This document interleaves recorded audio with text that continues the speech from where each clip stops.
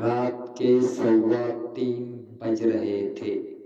रिया अचानक अपनी 8 महीने की बेटी पीहू के रोने की आवाज सुनकर जागी। उसने तुरंत करवट ली और अपने बगल में बने छोटे से झूले में हाथ डाला ताकि पीहू को सहला सके, लेकिन झूला बिल्कुल खाली था। रिया झटके से उठी बैठी।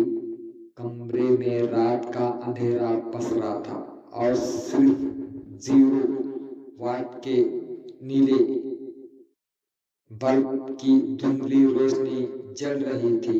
तभी उसे अपने बेडरूम से बाहर अंधेरे गलियारे से पीहू की धीमी धीमी हंसने की आवाज आई। रिया का दिल तेजी से धड़कने लगा। 8 महीने की बच्ची अपने आप चलकर कमरे से बाहर कैसे जा सकती है? वो कांपते पैरों से बिस्तर से उतरी और धीरे धीरे बेडरूम का दरवाजा खोलकर बाहर निकली। गलियारे के दूसरे कोने में, जहां सीढ़ियों के नीचे की तरफ जाती थी, गलियारा के दूसरे कोने में जहां सीढ़ियां नीचे की तरफ जाती थी, वहां कोई घुटनों के बल बैठा हुआ था। नीली रोशनी में रिया ने देखा वह उसकी सास मदर इन लॉ थी। वह अपनी पीठ रिया की तरफ किए बैठी थी और अपनी गोद में पीहू को लेकर बहुत धीरे धीरे झुला रही थी। वे वही लोरी गुनगुना रही थी जो वे हमेशा पीहू को सुलाने के लिए गाया करती थी। रिया ने राहत की सांस ली। उसने अपना माथा पकड़ते हुए कहा, माँ जी, आप मुझे बिना बताए पीहू को उठाकर यहाँ ले आई। मैं तो डर ही गई थी। रिया उनकी तरफ बढ़ी।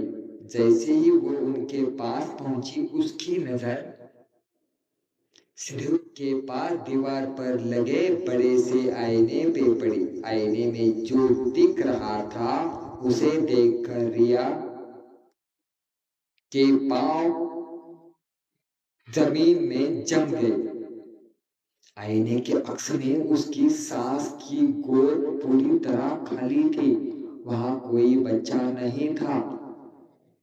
और सबसे खौफनाक बात, आईने में दिख रहा सास का शरीर गले के ऊपर से पूरी तरह गायब था।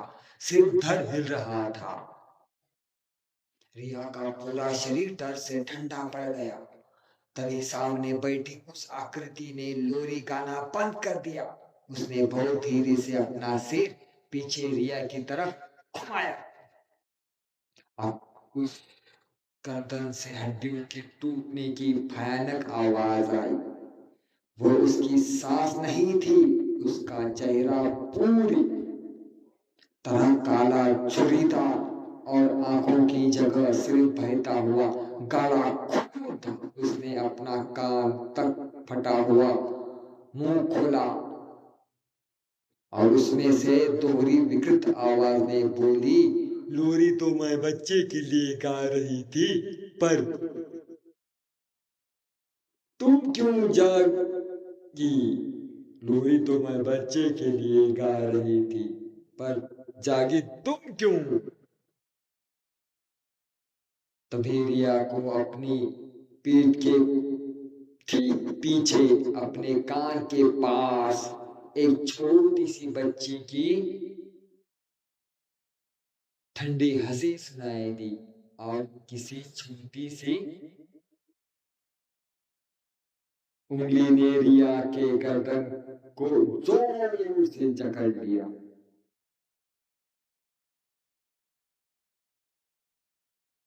ये कहानी था। लाईक करा, सबस्क्राईब करा, कमेंट करा, शेअर करा था.